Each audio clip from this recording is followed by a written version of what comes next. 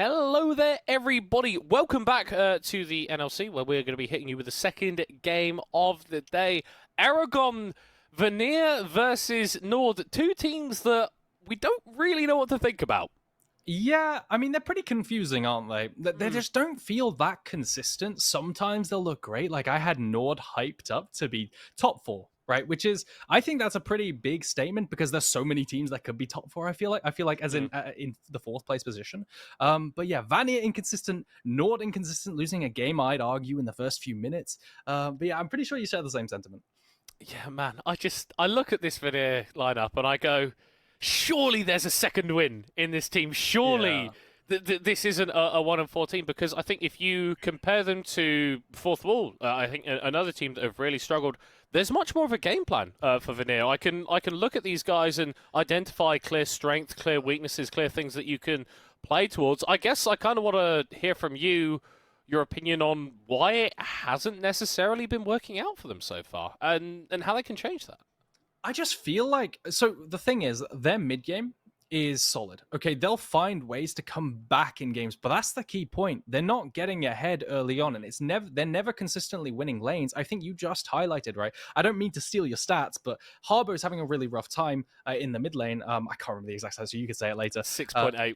6.8 CS per minute, right, or something like this. Yeah. Really, really, really rough. But the team falls behind early outside of maybe bot lane, and then they come back. Like, for example, Kitano yesterday, he found this god flank in the mid lane, but he was losing lane. He just propelled himself from 1-2 to 5-2 in a single fight in mid lane for some reason. You know, who knows? But is this replicable? Can they do this every single game? So far they have, but going forward when teams get better, will this be a team that continues to improve? And I kind of see a wall and them hitting it.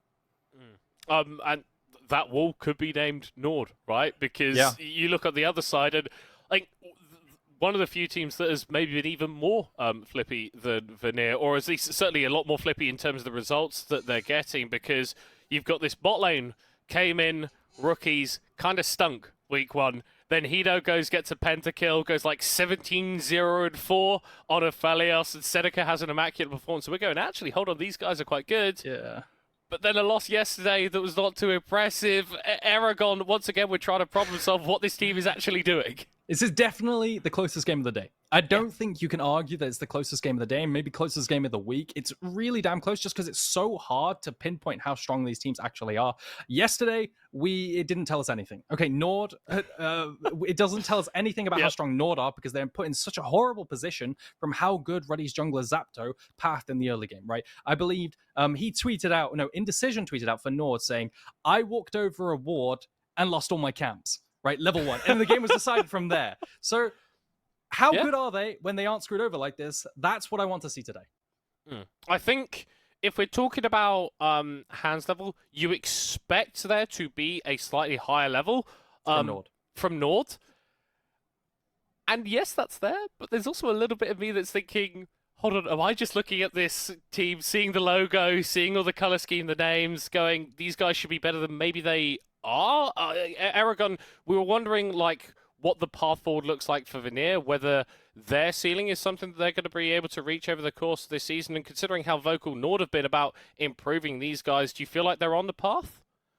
Yeah, I think whenever you bring on a roster that's like 3 rookies, 3 rookies plus, I can't remember exactly how many it is for Nord, but it's supposed to be a bunch. With their coach Nico, who's extremely experienced, is going to be a rough start, but you should, in theory, be able to, etch it out into playoffs and so on. I definitely do think Nord potentially is a higher skill ceiling than Vanir does, and look at that, we're into champ select. I'm super hyped. I just want to see this game get underway.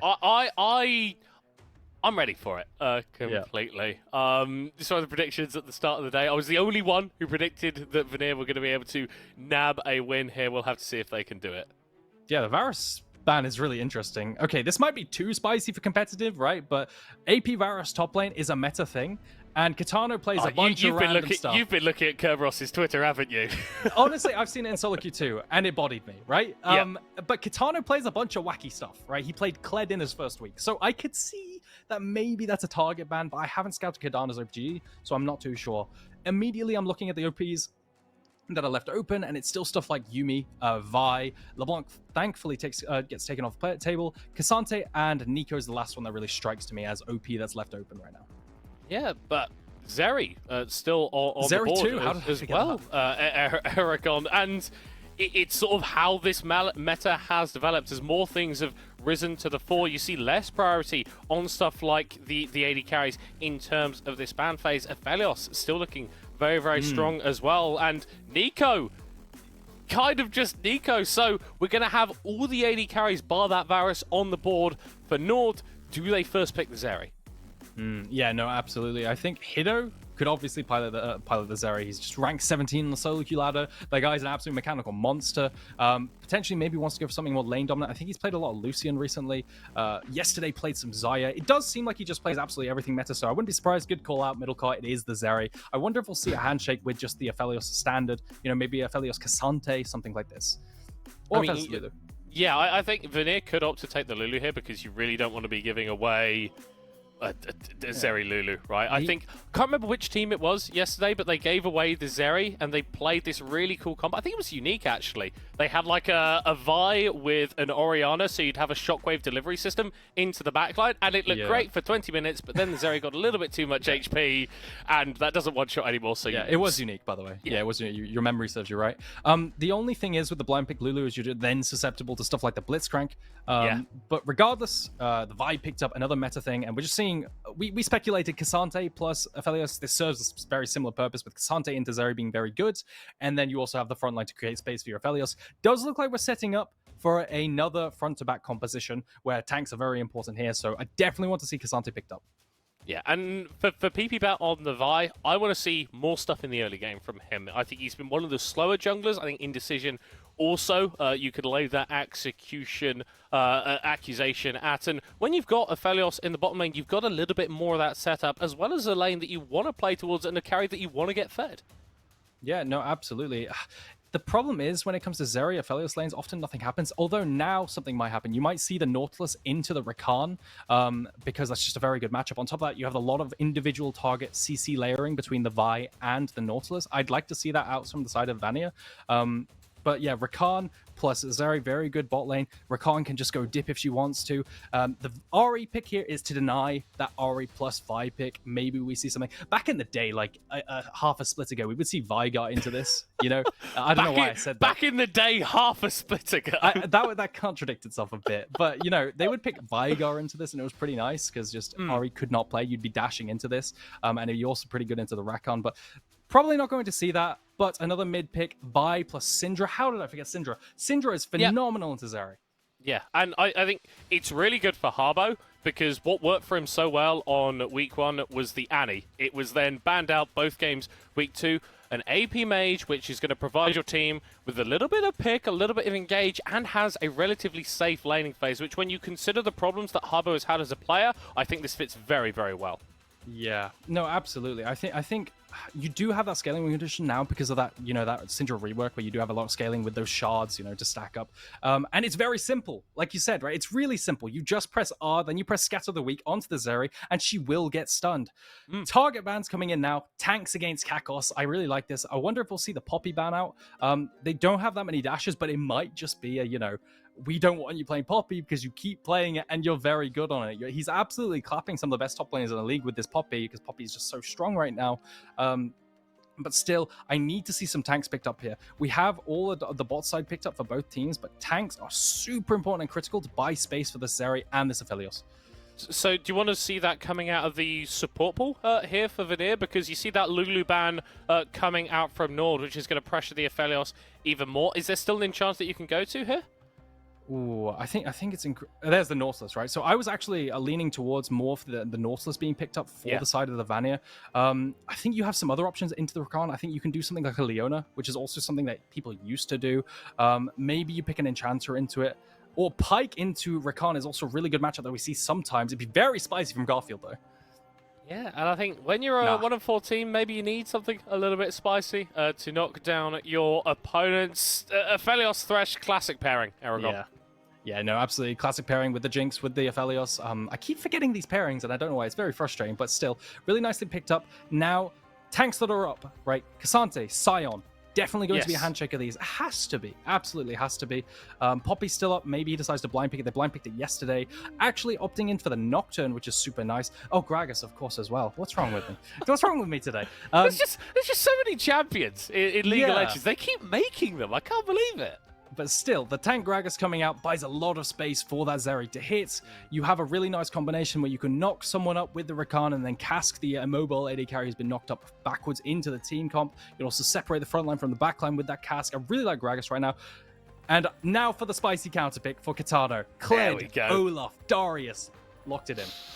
It's what this guy is all about. Like, this entire split, he's just playing these champions that, if they can get fed in the early game, can really take over fights. Vanir haven't been able to enable him as much as they would like, but for the Olaf here, I'm seeing a lot of setup CC that he can play with. Yeah, absolutely. He's got a lot of setup CC. Just run over the enemy backline using the Vi knockup and the Syndra scout of the week, potentially playing off the hook as well. The big thing, though, that I'm seeing right now is both these teams are actually pretty level 6 dependent.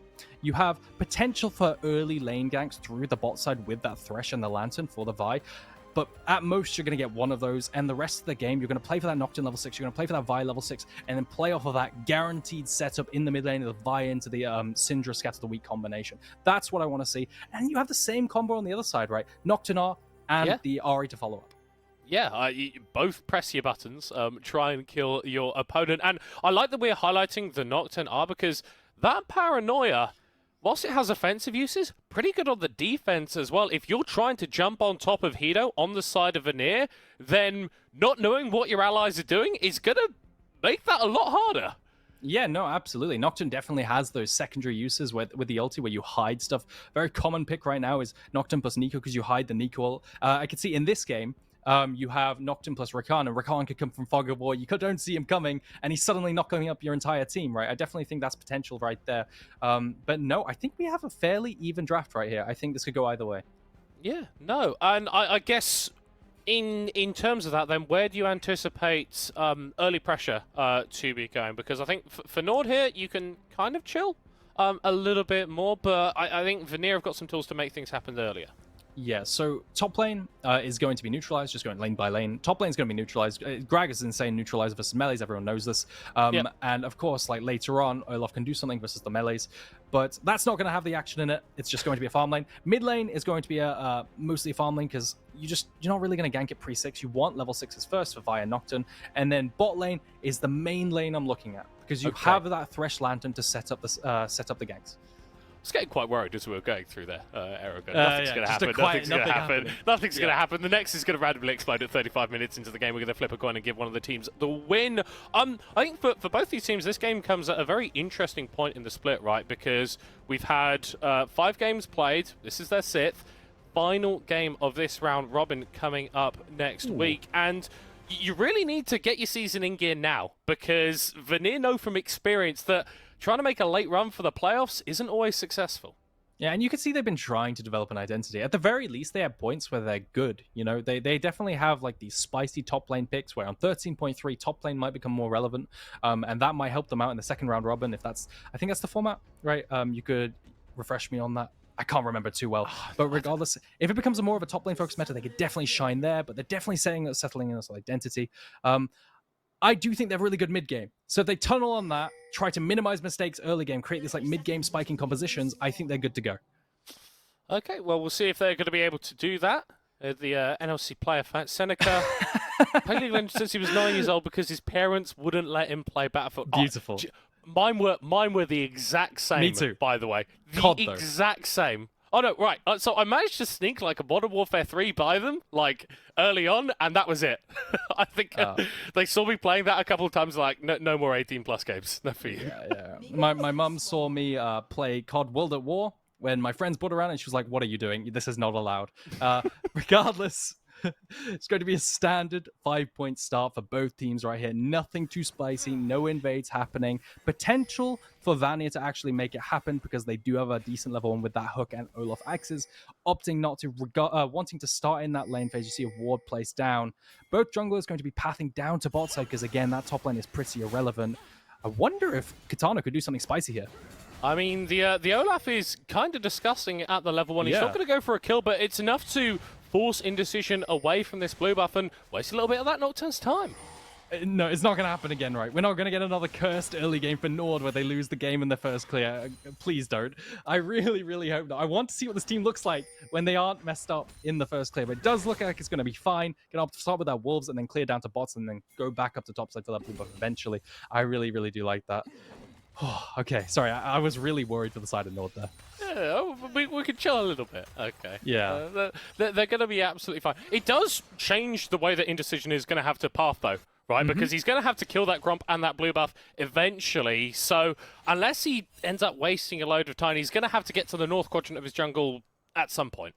Yeah, he's going to clear back up top side, up to top side again, and get that blue buff, and then have to go to top side Crab. The thing is, though, I'm worried about top lane Prio.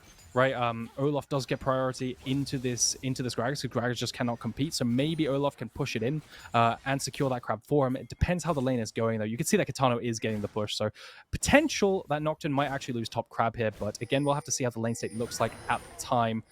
This might be an invade going on here for the side of Pipipat and Vanir. Yeah, you see there that Harbo had a little bit of prior, and actually Liam Cole and Garfield also moving into the bottom side, so really trying to ruin Indecision's days. Going to be able to clear out those Raptors, but the Nocturne being spotted at every angle.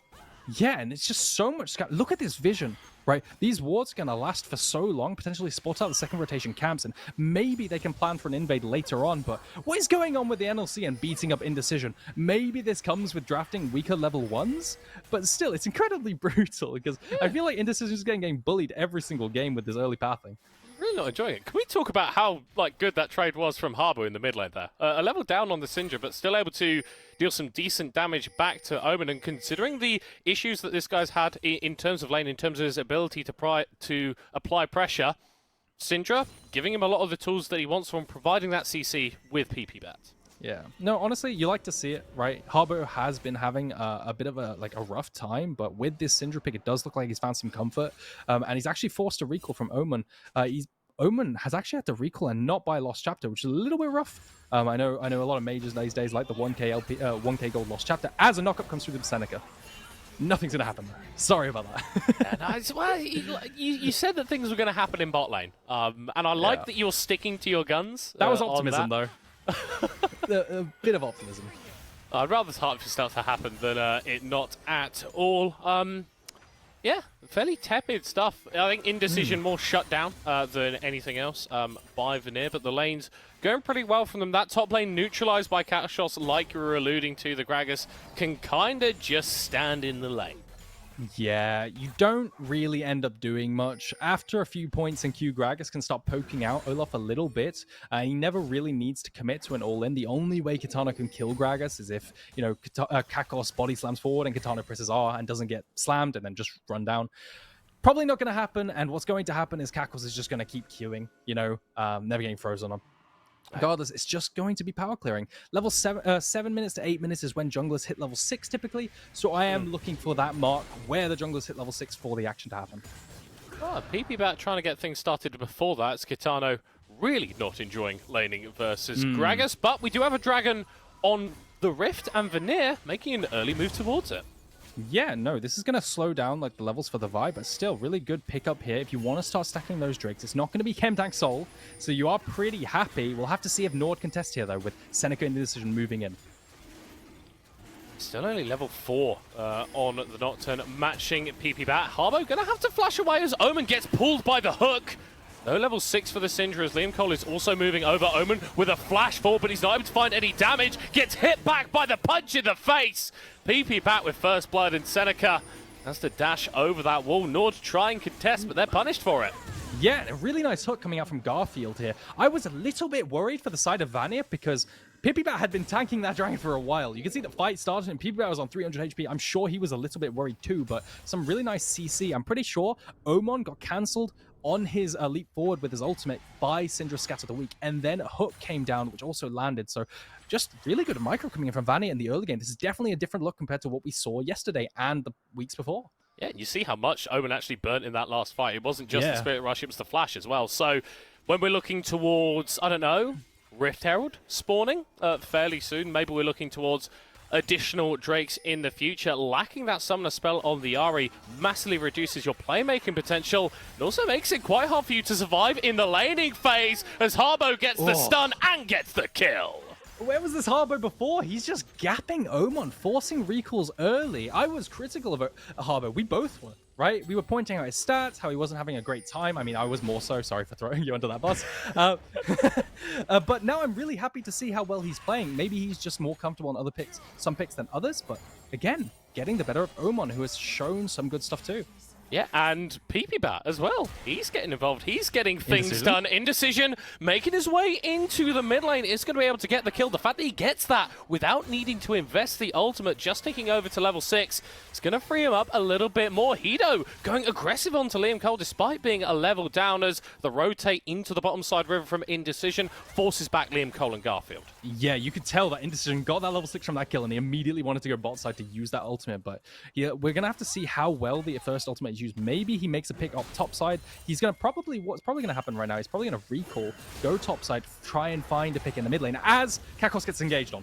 Yep, and this is what Kitano can do. He's going to miss out on that axe, so the CC invulnerability on the Olaf going to fall away, and Omen has made a rotate over to this top side. Does have the charm. Kitano maybe looking in base. All reception going to get thrown out. The Olaf not dead, but not enjoying life at the moment. Nord's going to commit to the dive. The shield comes up. And Kakos gets the kill. And there's just no counterplay, is there? I really liked what Kakos did there. So for those who don't know, the Olaf ultimate actually has... I might have to hold that thought as an engage comes out from Indecision. Yeah, I really don't know what PP doing there. Going for a dash over very deep in the enemy jungle, but is going to get caught out, dealing some fair bit of damage back, and actually buys enough time for Harbo to get the kill down onto Hido. Dare I say worth? Potentially, if Harbo can convert this into some other leads, but it felt a little bit desperate from the side of Vanir, desperately wanting to make a cross map on that top lane dive because they'd lost someone topside, and just face-checking, running in. They're very fortunate, though, that Harbo is having a really good game and managed to one-shot the support on the way out. Yeah, he's looking kind of scary, and when your entire composition, well, not necessarily your entire composition, but when you've got a Zeri, you want to keep her alive, and Syndra, a great champion to prevent that from happening, and Harbo in a great position to make it happen. Yeah, and you can see that the bot lane for Vanir is a duo that I've been highlighting every single week, right? They just, for some reason, they keep doing extremely well. They were playing against Gooby for the side of Verdant, and they were just gapping them for some reason in lane, right? And at this point, I just rate them really highly in my top, in my AD carry tier list and my bot lane tier list in general. You can see that they've actually made, you know, a decent gold lead for themselves. They've got 2 plates for themselves for free in an isolated lane. That wave clear, it's pretty nuts, right? Oh, that is absolutely disgusting. And I think Nord are going to be glad to have this sort of outlet that top lane has been, because you'd anticipate the Olaf in the matchup versus the Gragas. Yes, while he might go even, he's still going to be able to flex his muscles a little bit. That's really not what's happened. Kakos has got a CS lead, and he was able to get that kill earlier. Yeah, so Kakos, I did not realize I was pronouncing that wrong. Kakos is... yeah, he's playing extremely well. This was a counterpick Olaf for the side of Kitano, but we're not too unfamiliar with this happening, as Seneca might actually get picked here. No. But we're not too unfamiliar with Kitano falling behind early, right? We saw this versus Spuda. He fell behind, but then managed to find some god flank with the Darius. Maybe this game we'll see it again if he managed to find a flank right at a dragon or something like this. Hopefully that's what we'll see. Yeah, it's really interesting how much pressure Vanir have been putting in the bottom side jungle of Nord. We've seen a few times Harbo and PP make aggressive moves into there, and yes, whilst one of them did result in the jungler going down, it's meant that Liam Cole and Garfield have been able to build off of that strong laning phase and taken down a fair few of these plates. Yeah, I guess it isn't in isolation when you have so much vision backing up. I like your point, absolutely. Yeah, from the first clear we saw, and you highlighted how many wards they'd put down on his camps. But that ultimate's coming out in the mid lane. He's just going straight in there. Beautiful scan of the weak as Harbo knocks them back. Oh, but surely going to be able to pick this one up, but no! He doesn't get it with all the deception. PP doesn't pick anything up off the backside, but every time that Nocturne ult is thrown down, it doesn't get a kill. It is bad for Nord, and this is even worse. Seneca fails the flash over the wall and gives Liam Cole his first kill of the game. And it's just an absolute disaster, isn't it? Your ultimate, your Nocturne ultimate, which is on such a long cooldown, you have to make a pick with it every single time. doesn't turn into a kill. Harbo just having the game of his life, right? I don't know what is going on, who this man is today, but he's absolutely playing incredibly well, surviving that gank, scattering the weak, and turning that into a pick onto Seneca, crucially turning that to second dragon. You know, they're not too far away from a soul now. I'd love to see Vanir close this game out cleanly. They've been doing an excellent job, and it's comfort for Harbo, right? It was the Annie in week 1. It's looking like the Syndra here in week 3. Control mages, this man's bread and butter, doing very nicely for himself. But for Vanir, I think you need to take the lead that you've got and close out, right? You're in a very good position, not only possessing the gold lead, but those 2 stacked up Drakes as well. Bot lane tower being as low as it is, that's something that you can play towards too. The game state looks great, but it's not over yet. Historically, though, in the past games, given we've had maybe 5 games so far now at this split, their strength is the mid game from Vanir, right? They're very good at finding flanks and finding teamfight setups before the dragon. So they're just about to approach their strongest point. I really hope they maintain that and actually manage to close out a game, because then this is the most convincing game I've had of them to maybe, like, you know, argue that they're a top 14, 4th place. It's a bit of a, you know, it's a lofty argument, but I think it's potentially there.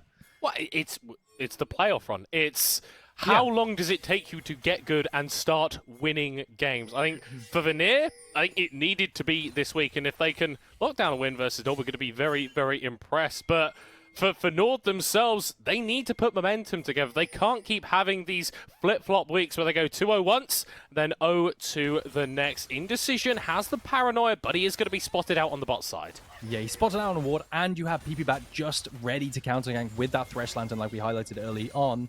Doesn't look like it's going to happen, because if that goes badly, it's looking real dire. But it does look like they're going to go up through the river, potentially look for the scuttle grab, and maybe a play in mid lane. I imagine this is not going to work, though. I don't want to say that. Look where Harbo's standing. Look where he is. Yeah, I respect it. I really respect it. Saying absolutely no risk at all. Rift Herald going to get chucked down, and with Omen moving away, that's going to be a couple of plates into Indecision's back pocket. And actually, Nord might be able to set up for a bot lane play. They are going to be able to generate a numbers advantage. Seneca gets away from that hook, but a very smart flash from Garfield comboed with the Lantern gets Liam Cole out of there. Yeah, crucially, Seneca just missing out on that engage. Doesn't quite find it, and then not layering it with the Nocturne ulti means that the Nocturne ult is down. And what are you going to do now? That dragon might come up as a play. Nocturne just has nothing, right? So Omen there, a bit of miscommunication too. There's no potential follow-up, even if they land the charm. And Seneca now might be dived. Yeah, you need to get out of here if you are Nord, the Vault Breaker. Ooh. Charging up from PP Bat, but he's not going to let it go. Indecision is here on the bottom side, and a deep TP from Nord could change the fortunes of Vanir. PP Bat is going to be able to take that over as Catchcross is engaged. Is interrupted by Garfield. The flay away completely shuts down Nord, and they get nothing. And that's a bit of a question mark, isn't it? I expected a big cast to come out, but then you look at the cooldown, it's not there. So now he doesn't have teleport for a potential play at the next dragon. And the chance of that play working out was so low because of the lack of ultimate. Why would you take that? I guess now you have Omen shift towards topside to cover on that play, but realistically, you should be timing that teleport with the ultimate cooldown.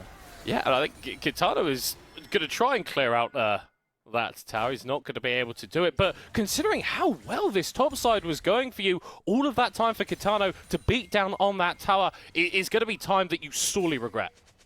No, absolutely. And Catchcross, one of his biggest tools is that sub 14-minute TP, and I guess that was post 14 minutes, but now you're just going to have to waddle back down to the dragon in a minute's time, and you're just not going to be farming for the past 2 minutes. It's a little bit rough. You can see Catchcross is a bit indecisive. He's walking through the middle of both lanes. He wants to go top lane, but dragon's up in a minute. I would be a bit indecisive too. Maybe, though, they're going to go contest that Rift Herald first, and then use that Rift Herald to secure that dragon. I mean, it's kind of what you need to do, right? Vanir have successfully accelerated this map, taken that top lane tower, taken that bot lane tower mid. The last one left standing. And they are looking in a very good position to take their second win. 40 seconds until the Drake spawns. This is going to be Mountain Soul Point if they can grab it. Liam Cole needs to be careful. The Gale Force away in the mid lane. Seneca locked up under the tower. Vanir bait him in and take him down. And Seneca is just not finding these crucial engages. Engaging onto a Liam Cole who flashed already. It's really, really damn brutal because it just means they're playing without a support, and Rakan is just so crucial to enabling this engage that they have for the single target damage with the Nocturne and the Ahri. And have we seen this before, right? Vanir just completely taking control of the bottom side jungle whilst Indecision will try and counter on the other side for the Rift Herald. Vanir happier with how things are turning out. Yeah, and just the big theme of this game is it's not connecting. The Nocturne is not connecting with the mid lane. The Nocturne is not connecting with the support. These engagers aren't there for the Nocturne to follow up on, or the Nocturne isn't going in first either. Regardless, the synergy isn't there to play these kinds of compositions where you go on the first target you see, as Katana might be picked here. Does have the ult and is level 11 with the Ravenous Hydra, so the Olaf can do some very, very, very, very, very dirty things, but he's not going to be able to. Harbo? As Nord shut him down. Harbo a little bit isolated here. Have Vanir thrown this one away? Oh my word, the unleashed power onto Omen is absolutely magnificent, but the charm will shut down the Syndra. Both solo laners dropping off the board for Vanir. That's absolutely gut-wrenching, isn't it? You take a blast cone over, suddenly you're in the face of a jungler. Katano, he just suddenly appeared there, and now you get a second charge off of this Rift Herald, which is the worst case scenario. Someone can just go top lane now. Maybe you shadow the Ari with the Nocturne, and you can just auto that a few times and get a free 600 gold injection, right? That was a bad throw. I won't lie, that was probably one of the worst things I've seen from Vanir this game, but still, not the end of the world. You're one dragon away from Soul. In 4 minutes' time, just get strong for that, and hopefully they can still secure it and win this game. Vanir fans, calm down, okay? Yes. You've put yourselves into very good positions before in this split. You haven't been able to make it work. Make another play like that, then Nord are right back into a game that, by all rights, they shouldn't have a chance in. Crucially, Indecision has 3 kills now, right? He's almost at his Black Cleaver and his 2-item spike. He has a lot of damage in this burst focus composition. And Kitano just isn't having that great of a game. So you have an avenue here, right? They are playing kind of 5v4 because of how far behind Kitano is. If they execute this composition, I do think Nord has a chance. But it's all about getting knocked into the second item right now. How efficiently can you farm? Can you make it there before 3 minutes time at that Dragon Pit? Yeah, and well, when you go there, you're going to have to contend with a kind of unsung hero for Vanir this game. Garfield on the Thresh has had some wonderful death sentences, some excellent plays thwarting that bot lane TP from Kachkos, and whilst the map is fairly even, I think it would be a lot more Nord favoured if this Vanir support hadn't had a game like this. Yeah, I definitely do think there's a support gap going on right now. You highlight Seneca and his attempted engages. They just really aren't going well, and maybe it's a rookie kind of thing, because Seneca is a rookie, I believe. But Garfield, yeah, you know that dragon fight down bot side in the river, that hook and the flay onto the engages? I just think that was so phenomenal. Yeah, Garfield putting on a clinic, but how will he execute in the next coming fight? Nothing else matters this game. Nothing at all, and Hino, 2 items now on the Zeri. That timer ticking away. Once she gets that Titanic Hydra, it's very, very difficult to deal with her in the team fight. She doesn't have a Lulu alongside her, but still, it's going to be a tough task to take her out. Yeah, hopefully going to make it tanky enough to tank that that instant, single target burst combination of the Syndra and the Vi. Very, very potent with that Scatter the Weak. Means that Zeri just cannot be as mobile as she would like to be. You can see it's just a lot of posturing right now, right? Topside vision incredibly important as the teleport flank comes out. This is bold from Nord. I'm not sure this is going to be spotted out. Indecision going for an engage. Omen coming over the wall. The Nocturne is already dead, but the explosive cast completely splits the fight. Vanir retreating under their tower, 1-for-1. Yeah, and it just looks so poor right at the start. They're all under tower. Indecision goes in under tower and gives away a bounty, sure, but then Kachkos with that beautiful cast turns the entire thing around. I do wonder if that was a bit over-eager. Right? You could see when the engage happens, watch where Omen is. He's so far away that the immediate charm cannot follow up. There's no immediate follow-up damage. By the time they connect, Indecision's already dead. Fortunately, though, they have a superhero in Kachkos' cast. That was really hard to say. No, I'm impressed that you even went for that. Kachkos' cast. Say that 3 times quick. I'm not even going to try. And Kitano's going to appreciate the fact that he got some of the shutdown gold there. Kind of been starved this game, and if it gets him towards that second mythic item, that could be really important when you consider that Mountain Soul is spawning in a minute. Yeah, Mountain Soul is spawning in a minute. I'd expect some vision to go down. It does look like what Nord might do is try and set up some vision around topside Baron. I wonder if we're going to get some shenanigans around the Baron rush compared to giving up that Dragon Soul, but it's Soul. You can't give over Soul in this meta. Soul is too broken, especially Mountain Soul.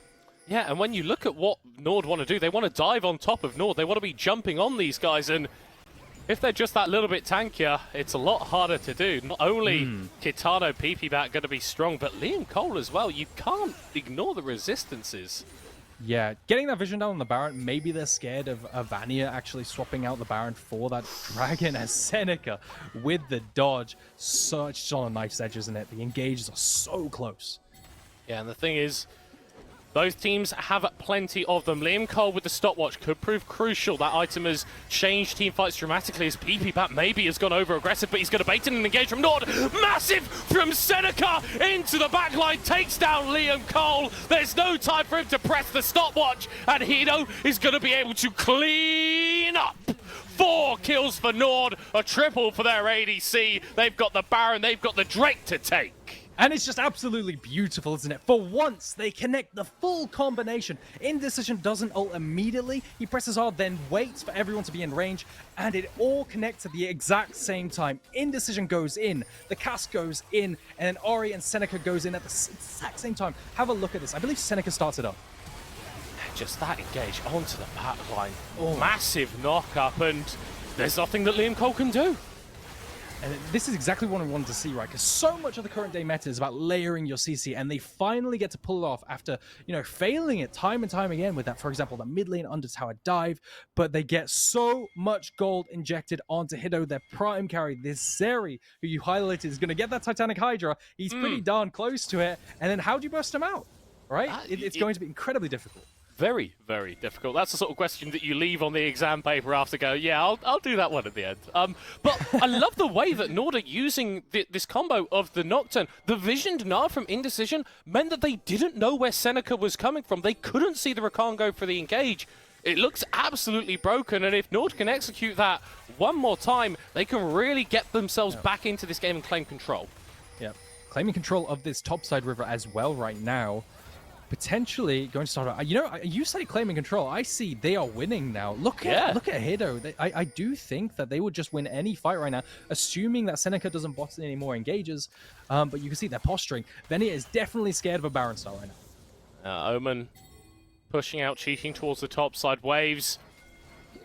Generally in favor of Nord as bot lane is also shoving in. Vanir fighting for the mid lane priority to give them a rotate over. Maybe if they can find a snap engage onto Nord whilst they're split, they can keep this game alive. But I'll have to agree with you, Aragon. It does feel like Nord are the team and understand what's going on and are playing the game the way that they want to. Yeah, quickly, look at bot lane. Look at that wave. Nord, Vanir on time and Nord are not, so they're super comfortable. Nord are just absolutely super comfortable just standing mid lane here whilst Vanir bleed out gold. That's got to be 500 gold down in bot side that they've just lost, as well as tower damage. Resources denied, but Vanir will stand strong to their guns. I'm not going to lie, teams. One of you should probably engage on the other fairly soon. Kachkos maybe going to have an opportunity there on the Gragas. Not going to find it. Hook is going to come out. Not too sure if that's connecting. I think that just missed onto Omen. Oh, I was holding my breath there, I won't lie. I was so worried. I was so worried. I still am. But it does look like the recalls are being channeled. The teams are done posturing, now probably run out of wards and are too afraid to keep staying. You can see they're refreshing their wards now. I imagine a bunch of pinks are going to be picked up now, but side lanes don't matter this game. The engage is too damn strong, right? If you send your top laner down in side lane, if you send your mid lane down side lane, someone engages and your team dies, it's not worth collecting that side wave. I imagine that's the idea behind it, but still, Vanir are bleeding out resources. That entire standoff, Vanir did come off worse for it. Yeah, but just feeling sort of the need to stand strong there and not wanting to split up, because last game, we were on the verge of a potential upset before one overstep from a member of Domino was enough for them to sort of capitalize on and bring them back in. Vanir don't want to go down without a fighters now. It's them securing the vision around the Baron and Hito. Ooh, Hito. Oh, a little bit isolated. Triazor. I wonder if he knew. I wonder if he knew. That was so close, right? You could tell that it was so darn close to being engaged on. They even popped the Shirelias. Looks like the engage is not going to come out. And now Nord view this as a window to get vision for themselves. Oh, Seneca taken low. PP back going over the wall, but not committing the cease and desist onto the Rakan. Hito has hit 3 items. The Trinity Force, the Runans, the Titanic Hydra Aragon. They are all there. Yeah, we really are getting an NA round. PP-Bat has no Q, but he's lanterned out to safety. I was a little bit scared there because he wouldn't have been able to get out on his own. Mid prior for Nord in this standoff. Will they find an engage? Ghost pop for Kitano. He wants it, he wants it. Omen throwing out the charm and the Q. Finding a target with neither. That's a couple tools down here. Nord walking forward. Lantern again. Just ensuring that Vanir can step that little bit too far forward, but always get out. You can see the desperation in Kitano trying to force the engage. This is something he does pretty frequently, popping the Ghost to try and force a fight. I'm actually not a big fan of it, because if you do not force a fight, you do not get the value out of the Ghost resets, and now you don't have Ghost for a potential fight unless it's secure. Definitely going to happen. Omen, jumped on two! But Vanir not going to be able to find damage onto the Ari. PP Bat still alive in the backline. His indecision is buying time before the vibe will die. And here comes Hido, completely untouched, completely overpowered. The health bars of Vanir not going to fall in the Zeri's favor, but Nord really happy with how the game is going. And after 5 minutes of posturing, an engage happens. Nord, like you said, super happy how that goes, but that could have gotten so much worse for Vanir. That laser was so close to being an instant double kill, but they managed to part at the last second. I hope we get a replay of how that fight happened, because I didn't even catch it. Absolutely incredible stuff. Nord could be able to pick up their second Drake of the game. Of course, for them, Soul is a win condition that they're probably not going to be playing towards this game unless things go really, really late. But for Vanir, it's another game that is looking like a case of what could have been. So let's see how this engage starts. I believe someone gets engaged on. Is it Omen overstepping a little bit? You could tell how desperate Vanir is with the scatter the weak. And then, okay, so I understand what happened now. I believe the jungler for Vanir just missed out on that Q flash onto Omen. If that happened, if that connected, maybe Omen falls and the whole fight looks different. But you could see, when there are no threats left, Hido is just unleashed. It's the Indecision's health bar there as well. I actually didn't catch it. How low did it get? It's quite low, quite a lot. It's really sort of like right at the wrongs, I think, of this not in the early stages. Had a couple of hiccups, but he's been getting these fights started well. And he's been finding picks for Nord, more importantly. No prizes for guessing what blue side team want to take off the Rift next. Baron going to be the focus. I don't know how many minutes we've had both these teams just staring at each other for, but it feels like the majority of the game by now. It really does feel like an NA round, doesn't it? I wonder if they'll actually start up the Baron by now, because they can use the Baron to, starting the Baron to force an engage with that Seneca engage and that Nord, but maybe they don't want to take the free damage as a charm connects. Don't think it'll matter, though. Yeah, Kitano, not really the target that you need to be prioritizing. It's Harbo on the Syndra. 5-2-1. Looking amazing. Omen caught out by the hook, but Vanir not overcommitting onto the mid laner. Brilliant double charm from Seneca as Harbo is taken off the board. Liam Cole being played onto by Indecision as Hido once more untouched, but Liam Cole, Gale forcing forward, trying to use all 200 years of the Aphelios, but Hido's champion was in the oven for at least 1,000 as Nord win out on the fight, only losing Seneca and move over to the Baron. Yeah, and it's just Hido and Liam Cole versus each other. What happens when all the threats are gone? What happens when all the CC is gone and the spells are down? Well, you just see a standoff, right? Liam Cole tries to do that flamethrower, but the fight starts with this beautiful barrel from Catchboss and funneling Harbo into the team, and Harbo's just not finding the right engages. Yes, they force a stop push, but after that, look at Hido. He's just unleashed because there's nothing. And you can see Liam Cole try desperately with the R into the Q and the massive AoE from the Flame Spitter, but it's just not enough. Really, really rough start. If Liam Cole had this third item on the Aphelios when he went for that fight, maybe there was a chance, but doesn't look like he's going to be able to. And for Nord now, they're kind of at a weird spot because they are in the lead with the Baron, but it's a little bit later than they would have liked. So these towers in the towards the base of Vanir are going to be a lot harder to take down than they'd like. Yeah, crucially, Nord actually missed out on that local gold top side, assuming they didn't take it, because that is local gold, right? If the minions took it, then they missed out on it, but they are going to go for this bot side. Hopefully they take it and actually get some of this, because this amount of gold is really nuts, right? It's non-trivial. It snowballs you potentially get your item earlier. Look at that gold pop.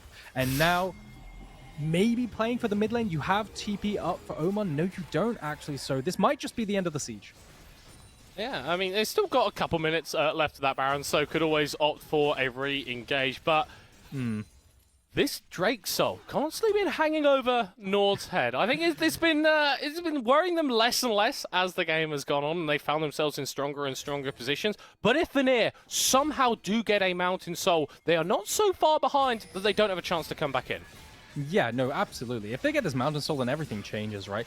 Catch Cost, though, I want to highlight, because his barrels are phenomenal. They're MVP material right now, knocking those immobile carries right into the waiting arms of Indecision, Omen, and Seneca.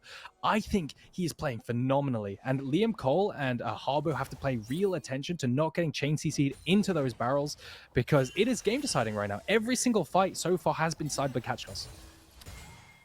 Great stuff from the Nord top laner. The veteran on this roster leading from the front, making plays happen and setting up the rest of his team to dish out the damage. He's going to be caught there, but the Gragas, oh so slippery, and body slam out of there. Mid lane tower falling down, and so for Vanir, the last structures remaining in their base, but they need to get into this river if they want to contest that Drake. Yeah, how do you move into the river here? Just force the engage, just pull it. Hido jumps over the wall, but the knockup is going to come through from Seneca. The bot lane of Nord has been ripped off of Summoner's Rift. And the TP from Catch Cost reminding us a little bit too much of that TP in the bottom lane. He's not going to be able to get too much for it, but surely with a numbers advantage, this is sold to Vanir. Yeah, no, absolutely, it's going to be Soul to Vanir. You see, Indecision might try to steal it, but Hido thinks he's safer than he is, and it's just highlighting why Vi is so damn good into Zeri. Oh, the hook. Was that blind? Was that blind? It might Didn't have vision on Omen. He's going to flash away. Harbour comes back over the wall. Dragon has been completely disengaged as Vanir find more members of Nord to slaughter. Catch Cost body slamming out of there. They don't care about him too much. If they can get this Drake, they've got a soul, and there is no contest from Nord. And what just happened? Everything off the back of the Hido pick, but it's an absolute disaster for Nord as Garfield might land another hook and he went the other way. But Kakos didn't realize that he's cancelled his recall. He might be dead now. Yes, I Look think at that he shield. is. Look at those shields. It's really, really Vile. gross, right? Mountain Soul, very, very powerful. I mean, he's wasting time, which is fundamentally the right thing to do in this situation. Shutdown goes over to Harbour as he's dropped over to 3 items on the Syndra. Maybe it's still possible if they isolate the targets again with those beautiful barrel casts, but I think it's like an uphill battle right now, right? Those shields are going to be the difference maker. Liam Cole is now extremely fed, 4 items completed. Actually, the exact same tier as Zeri right now, minus the stopwatch, and we highlighted how strong Zeri was, but just showcasing that on Zeri, you are not as safe as you think. Ulting the Zeri out of her E over that wall just snowballs immediately, so props to PPBat managing to find the engage. Yeah, killer instinct, I think, from Vanir, which is maybe the thing that they were lacking, right? The ability to get into these game states and actually close it out. We're 35 minutes in. Aragon, I don't know who wins this. I think it's incredibly close, right? From a pure execution perspective, I think Nord has been edging out, but now can that execution, you know, that minor execution edge out, can that really overcome the Mountain Soul? I think Mountain Soul is incredibly potent here for either team, because either team is very burst predicated on, right? Both of them really want to burst out the targets, and the resistances make that oh so much harder. Then just take a look at the stopwatches as well. Harbo and the Vi now, they are going to commit to this one last fight. Yeah, and provided that they kill Hido in it, would look like certain victory for Vanir, although I'm sure very far from the case. It's disgusting, really. It really is. As he does try to face check. If he does face check and isolates himself, maybe there's an angle here. Seneca caught! Oh, he's just one shot! He's just one shot again! It's the bottom lane from Nord getting caught out. And with Baron in 40 seconds, Vanir, they could go for that, or they could look for a little bit of a siege. Hey, it's all on Hido right now, right? This cask won't do anything but part them, and they will just regroup afterwards. Omen is doing no damage to Kitano. Absolutely nothing at all. Hido's the only one with enough potential DPS to cut through them with that Black Cleaver and all the AoE that it gives. Maybe at this next Baron fight, if they find something, some kind of cask, maybe Vanir blow all their CC onto the wrong target, then Hido can be unleashed. I think if Seneca can go into the backline as well, right? He's had a couple of those engages himself this game.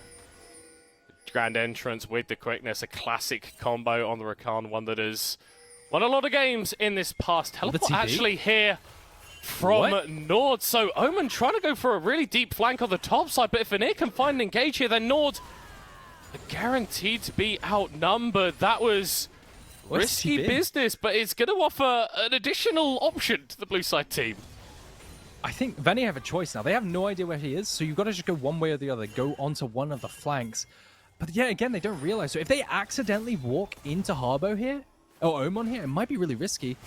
PP Bat opening up onto Catch, so they're going to be diving onto Hido. Cease and Desist is going to catch out the Zeri as she's kiting away from Olaf on the backline. But look at this, Nord diving onto the squishy carries of Vanir. Indecision going to pop into that GA, and Nord are winning out on the fight. Vanir are running backwards, but Garfield with a very clutch hook means that Hido will drop down and Liam Cole can dish out the damage. That looked very, very bad for Vanir, but they turn it around. Yeah, and you could see all the tools were used on Hido, but he survived. And then you're just thinking, wait, Nord can win this, but Liam Cole, on the other hand, is untouched. And crucially, in these fights where everyone is clumped together, Liam Cole has the flamethrower, managed to find the big 5-man Infernum, and you can see how this fight starts. Kakos actually gets engaged on.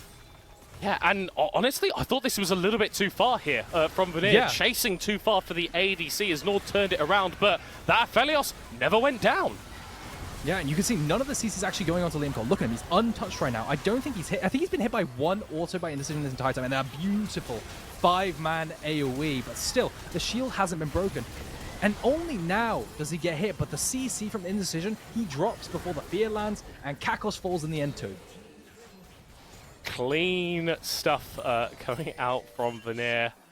That man in the bot lane. The perennial Aphelios of Liam Cole coming up good. Oh, he's got a GA. How are you going to kill him?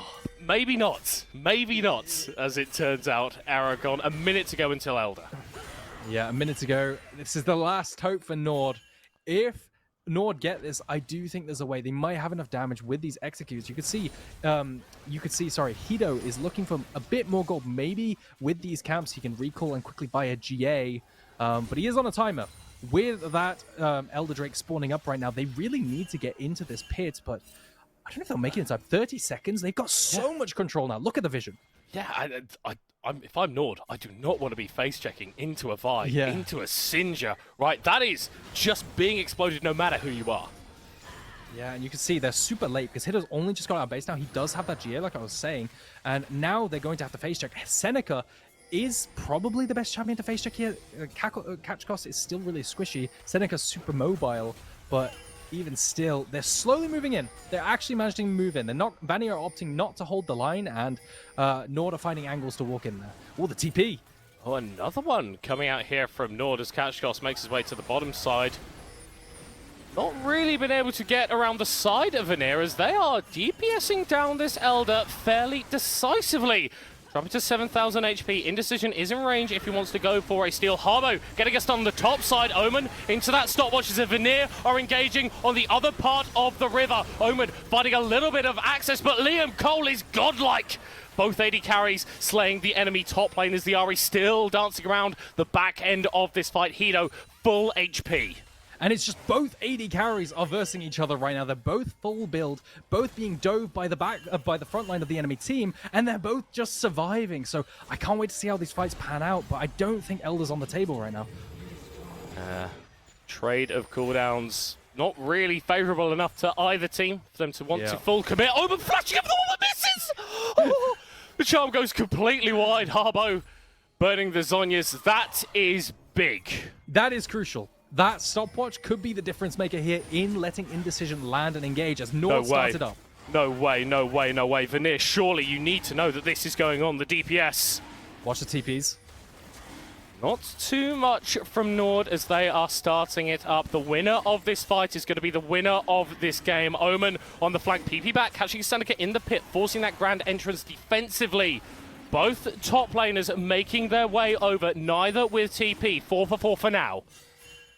You can see all eyes on Hido and Liam Cole. They are the only players that matter right now. Both frontliners will dive the backline, but who will survive and who will out DPS in the end? Oh, it looks like Omen has been caught on the side. Going to be stunned, pulled back in by the death sentence, and dead. The RE slain, no flash to get ourselves away. And in a 5v4 situation, Vanir are emboldened to enter the River Nord. They want to win, they need to find something here. You can't give over the Mountain Soul and the Baron and the Elder over to Vanir. Yes, they're in last place, but this is a damn good League of Legends team. And Seneca feels how good they are with that death. Retreats coming away from Nord as they've got 2 bodies in the cemetery, and Vanir will claim the Elder. And it's an absolute disaster, isn't it? Elder Drake, you feel like just puts the nail in the coffin here.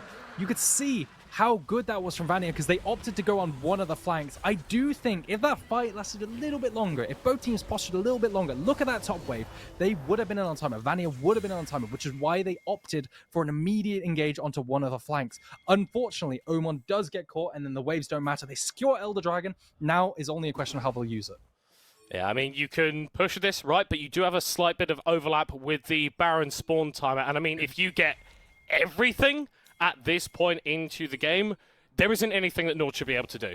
Yeah, your only hope now is to wave clear and stall out this Elder, but, you know, that's always a kind of a fragile win condition because you're so scared. Look, he's even ulting to wave clear right now. Just, you do not want the enemy team to barrel down as 5 people because they can even tower dive you, right? The GA's keeping him alive, but if you fall to a GA right now, you're going to respawn and die anyway.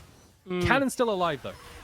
I mean, Hido doesn't even have that flash, so if Vanir can make this work, it could be crucial. Seneca explodes to absolutely nothing as Hido is kiting back like his life depends on it because it absolutely does, but he's not going to stay alive. Vanir marching forward under the Nexus Towers. Kashkos able to get some kills back, and they are fumbling the bag, but they've still got it in their grasp. Those GAs absolutely clutch as Vanir are going to push for the end. Yeah, and you can see that the siege is still continuing, right? Hido crucially does not have GA now, so if anything lands, Hido is just going to be blown up. Oh, man! Cut down by the Elder buff, and Vanir turn it on in week 3. Double stun from Harbo. Great stuff from every single member of Vanir as they take down Nord in 43 minutes and grab their second win of the splits. And you really thought this game was going the side of Nord. It was so close, but unfortunately, they'd managed to secure 3 dragons, and just one pick turned into the 4th dragon. That's why it's so important to secure Soul Point. I mean, my notes for this game they're very long. I will say that much, right? Like, I have that there's, I mean, it was a long game, but it was also a very, very, very back and forth game. One of the notes I have is Seneca, dangling between heaven and hell. Then I also have Seneca MVP in there somewhere from the absolutely massive engage from the mid bush. Flash W in with the quickness, right? Like insane engage coming through from him. But I mean, this was a game and a half, fellas. I mean, well, when most games are ending sort of pre-30 minutes, I suppose a 45-minute game pretty much is a game and a half, right? And I think you can look at basically any player in this game, and they will have had a great moment and one which is maybe not so great. I think Liam Cole was a very strong, consistent performer. I think he's MVP, right? Yeah. Yeah, consistently, the enemy team would run out of resources, and Liam Cole, I felt like I can never nitpick Liam Cole. He always feels like he's doing so much DPS, he's positioning so well, he never makes any egregious errors, right? And in the end, his teammates set him up for success. I think in the end, Hido tried his best as well, but he couldn't hit in the end, because it's like you had Omen getting picked off the side, and he just didn't have enough bodies in front of him. Also, like, whenever he, like, even dared to step up just a little bit, PB Bat comes through with the Q into the R, right? Oh, like, yeah. the engage range of that Vi is absolutely unreal. Yeah, true. And speaking of engage range and on junglers, right, like, a lot of this, like, early game really came down to indecision, kind of flunking 2 Nocturne ultis back-to-back as well, right? Like, not getting any real payoff from them, like either being traded 1-for-1 or just absolutely not being able to engage into the bot lane. So this was like, I mean, there was like so many games within this game. Yeah, I think indecision is a perfect player to highlight, right? The maybe not so great and the great. Like, a couple of those early ultis were not good, but there were team fights in the mid game that Nord were only able to win because their jungler was pressing R at the right time. Yeah, no, the ones that you're specifically highlighting, the ones where Nocturne pressed R and Rakan engaged, just like hiding it. Is that what you mean? Yeah, beautiful. Yeah. I mean, it also highlighted the casks, right? I think when Nord managed to team fight properly, they looked like the better team. And that sounds like a really silly statement, but it was so close, you know? They seemed like they were executing a little better most of the time, but there were so many fumbles, like you said, Witter, where they would dive mid lane when Omen wasn't in range to follow up. I believe Indecision was 3-0. It just drops a bounty for free, and you just got to ask yourself a question: wasn't there a better opportunity? Couldn't you just waited, until they walk forward a little bit until something else? Yeah, we are gonna go to a quick interview here with Habo of Vanir. So, Habo, hello. I mean, it's not Habo, but it was a very interesting game to follow from the sidelines. I think that's for sure. A game that you guys ended up stepping up here and taking home a W now, going to 2-4 in the standings, I believe, which is. Do you think that's where you belong in the standings? Or do you think that you guys are a much better team than your record would show?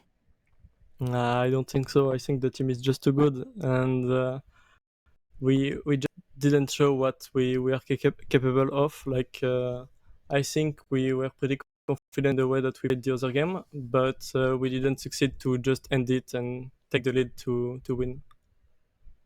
Yeah, I got feeling sorry, Kitano, obviously. So you got to play Olaf this game here. There's been a tendency for you to play these like stat check top laners so far. You played a lot of Darius, for example. What kind of worked for you in this game that hasn't worked in the Darius games, where you've gotten incredibly fed but haven't really been able to kind of turn those into wins? Yeah, I think this game is the opposite of the Darius game from yesterday because we played for the bot side, and I think the meta is a bot side meta, and my bot lane is just too good, especially my AG and failures, but all the team. And I think in this game I did very bad game, but since we just played for the bot, we could have what we lacked of yesterday.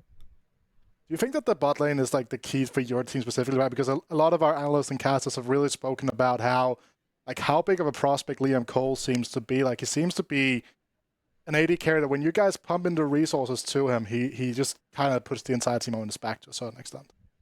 Yeah. He's the affiliates god. He did a pretty good game, and I think since the beginning of the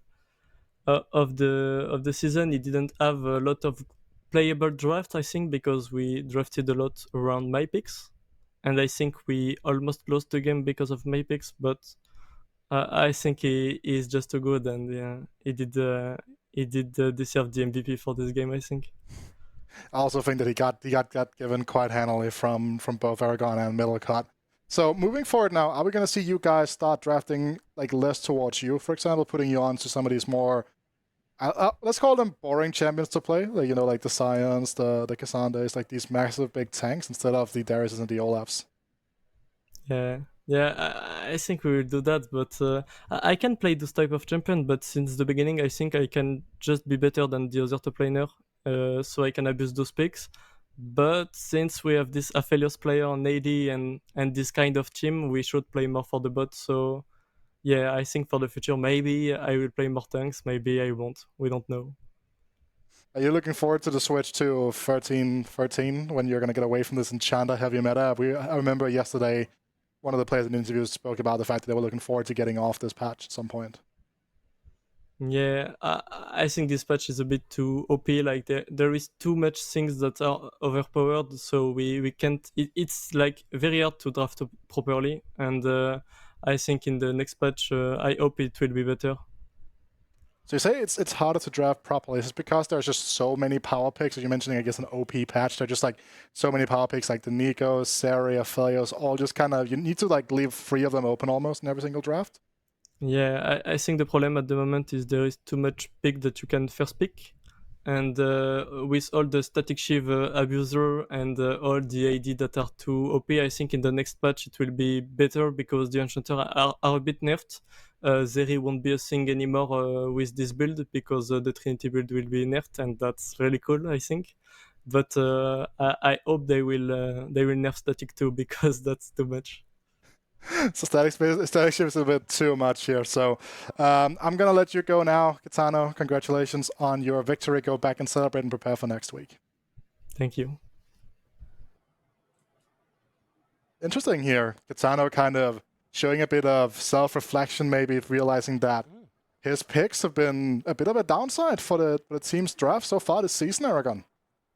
Yeah, I think they're leaving a little bit to be desired. You know, he keeps getting counterpick and then losing lane. Not necessarily losing this game so much, but versus Spuda, for example, with his Darius. And then, yes, he comes back in the team fights, which is great, but you can do that as well with some other champions. You know, for example, the Ornn, you know, like Cassandra. You can always do Cassandra and those kinds of things in the champions. So maybe, like he said, he should switch it up.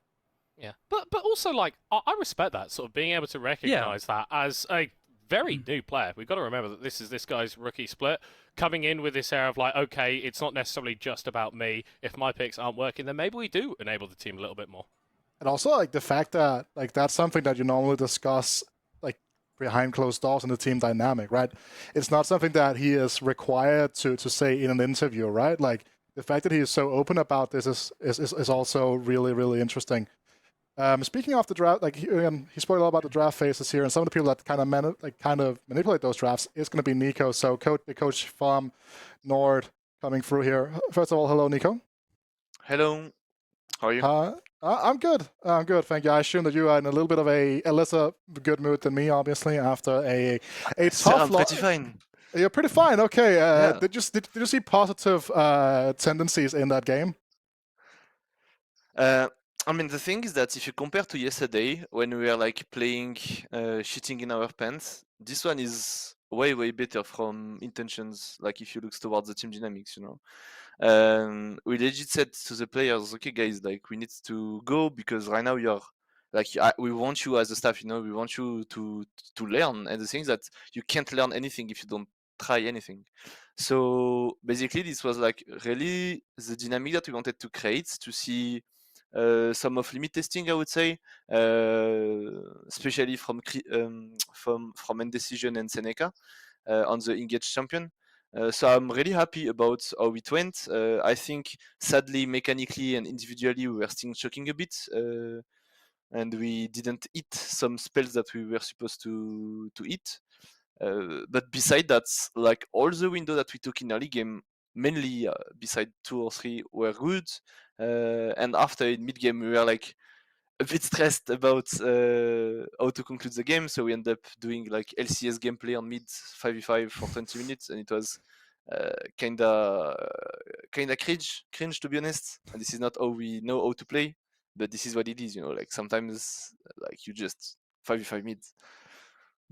Yeah, so a last quick question here to you in terms of you're talking about like how you're trying to improve, trying to teach Seneca and Indecision kind of to limit test here. This is a very rookie heavy lineup that you guys have put together. So for your guys, it's less about the results, but more about the individual steps that the players are taking every single week then? Yeah. So basically, to give you an idea, we are doing like individual review, 1 hour with every players every 2 days. So that allow us to have like kind of good improvements, looking individual knowledge or any individual level. Right now, the only thing that we are going through is that we have some struggle with the choking part. We are a bit too stressed in official, so we are trying to implement right now with Malo some I would say pre-game routine, pre-official routines. Like it can be something to deal with stress or to have like a chewing gum, cold shower, kind of shit like that, to allow us to be more prepared mentally for the official games. Love to hear about an organization that really invests into the players and the people behind it. Thank you so much for your time, Nico, and Pleasure. Thank you. commiserations on this week. Hopefully next week will be better. Yeah, thank you. Bye-bye. And with that, we are going to be going to a quick break, but don't go anywhere, because when we return, we will have even more action from the NLC.